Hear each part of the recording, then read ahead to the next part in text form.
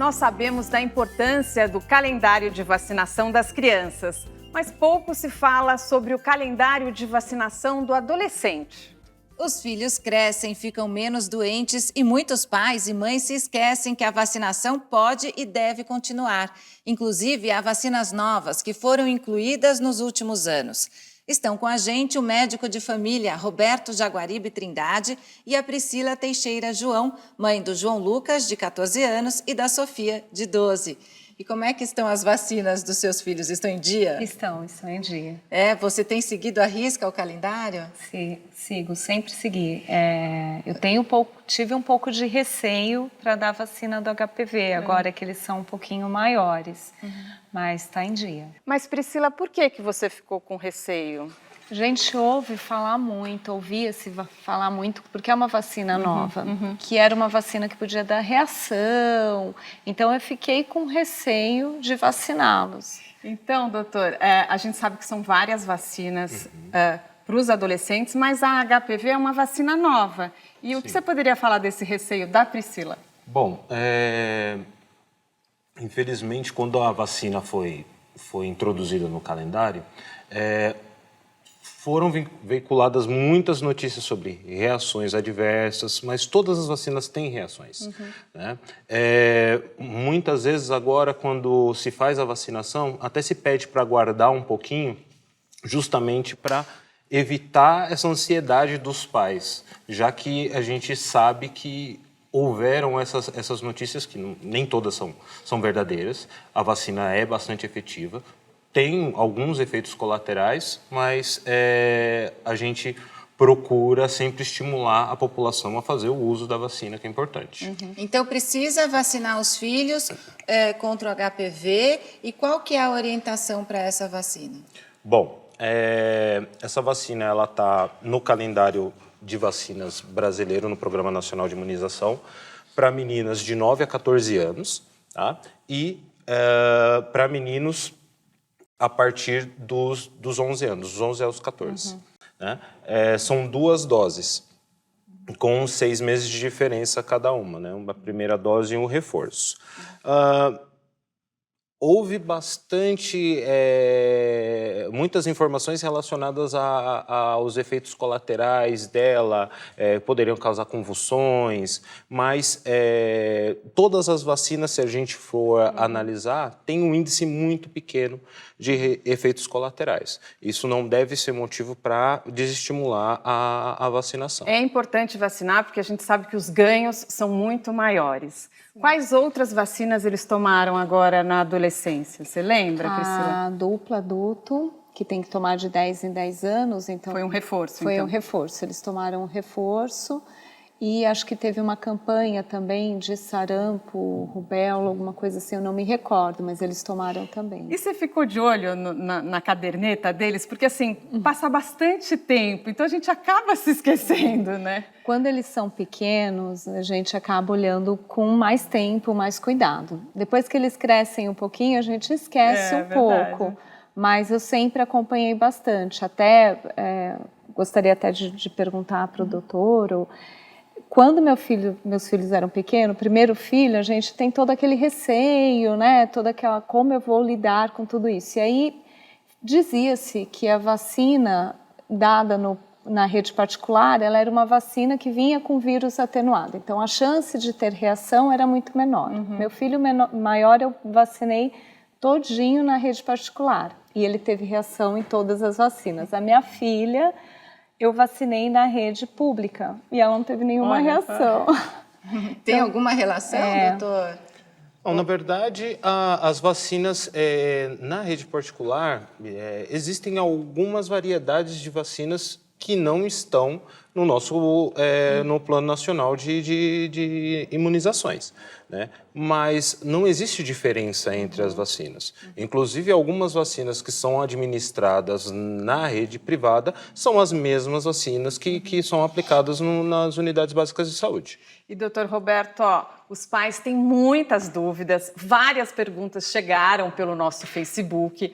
A Gisele Santos, de São Bento, do Una, Pernambuco, quer saber o seguinte, pode dar antitérmico antes de aplicar a vacina? Olha, não é algo recomendável dar um antitérmico antes da vacina, seja isso para uma criança, para um adolescente, até para um adulto. Até porque a vacina, por si só, ela causa algumas reações, e uma delas é o aumento da temperatura. Se você utilizar um antitérmico antes, você pode mascarar esse efeito e não saber se tem uma reação maior. Entendi. Então, espera para dar só se precisar. Exatamente, isso, se for necessário. E a Flávia Leite, de Embu das Artes, São Paulo, pergunta: muitos pais não querem vacinar seus filhos. Eles podem sofrer alguma pena? Existe alguma lei que obrigue a vacinação? Bom, não existe uma lei que obrigue a vacinação, mas o Estatuto da Criança e do Adolescente coloca como direito da criança a imunização. Então, a escola pode se valer dessa lei para proteger a criança e o Conselho Tutelar também. A escola, inclusive, pode negar a entrada da criança com base no Estatuto da Criança e do Adolescente, caso ela não tenha a vacinação completa, visando a segurança dos demais que estão lá. Ótimo. Então, depois do intervalo, eu vou pedir para o Dr. Roberto falar, então, todas as vacinas que devem ser tomadas na adolescência. O Momento Papo de Mãe volta já. Fique com a gente.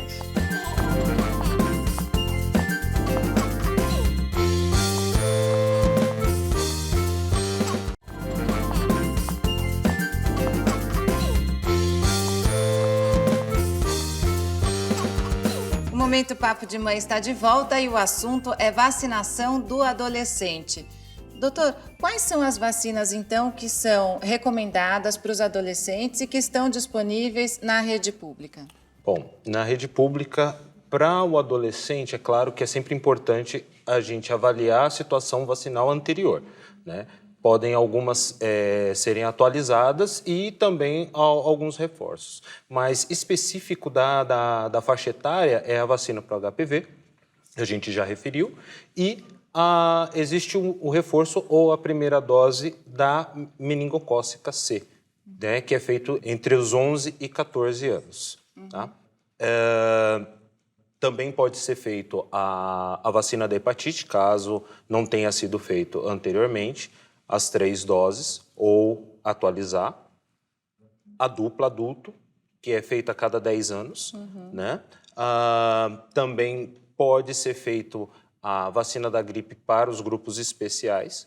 Né? Que são grupos o quê? De risco? Assim, no caso dos adolescentes, seria o quê? Gestantes, adolescentes, né? Adolescentes que estejam em medidas socioeducativas, adolescentes imunodeprimidos, né? Estão dentro dos grupos de risco e fazem a imunização para a influenza. E tem mais alguma outra vacina?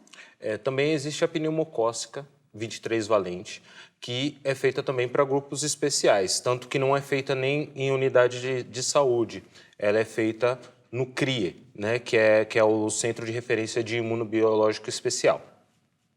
Ela só é colocada para pacientes que sejam imunocompetentes, né, com mais de 2 anos de idade, mas que tenham insuficiência, uma doença pulmonar grave, uma insuficiência cardiovascular grave, pacientes que tenham insuficiência renal, síndrome nefrótica, anemia falciforme. Esses pacientes acabam sendo eletivos para fazer esse tipo de vacina. Ou para pacientes também imunodeprimidos, pacientes convivendo com HIV ou com AIDS, pacientes que não têm o baço por uma cirurgia ou nasceram sem o baço, pacientes com anemia falciforme também, que podem ter a perda do baço devido à doença, também podem ser beneficiados dessa vacina. Priscila, e como foi levar os seus filhos adolescentes para tomar vacina? Porque a gente sabe que criança dá trabalho, mas a gente leva, né? Leva, chora. Como é que foi com os adolescentes? É mais difícil do que levar a criança, porque... Tem que convencer. Tem que convencer. E o meu filho, depois de uma certa idade, ele começou a ficar com medo. Ele foi uma vez tirar sangue, acabou até desmaiando. Falei, ai meu Deus, fui levar ele para tomar vacina. E eu já estava com um pouco de receio. Como o doutor falou, depois que você dá a vacina do HPV, eles pedem para você aguardar um pouco. Só que antes de dar a vacina, eu questionei. Eu falei, mas tem algum risco de dar alguma reação? E eles falaram, não, fica tranquila, depois que acabou de dar vacina, agora tem que esperar 20 minutos. Eu falei, por que você não me avisou antes? Mas aí não tem jeito, o filho pode reclamar, tem que ir, pronto, né? Tem que ir. E Priscila, você deu alguma outra vacina, além dessas que o doutor falou, que esteja só na rede particular, por exemplo? Agora, com eles adolescentes, não. Quando eles eram crianças, muitas vacinas que hoje já tem na rede pública, como a meningocócica, não tinha na rede pública, então eu dei na rede particular. Mas hoje, adolescentes, todos que eles tomam é da rede pública. E, doutor, tem alguma que está só na rede particular e que é indicada para os adolescentes, ou que está na rede pública já é suficiente para eles? Não, é claro que isso depende muito da indicação do médico. Sempre é importante consultar o médico para ver se é a melhor recomendação. Mas existe também uma outra vacina na rede pública, né? Que, é claro, isso depende muito da localidade onde é que a pessoa se encontra, mas a vacina da febre amarela, né? Caso não tenha sido feito, fazer a dose única. Doutor, e aqueles pais que esqueceram de olhar a caderneta, não achavam a caderneta de vacinação e atrasaram muito? Tudo bem dar depois da idade lá prevista?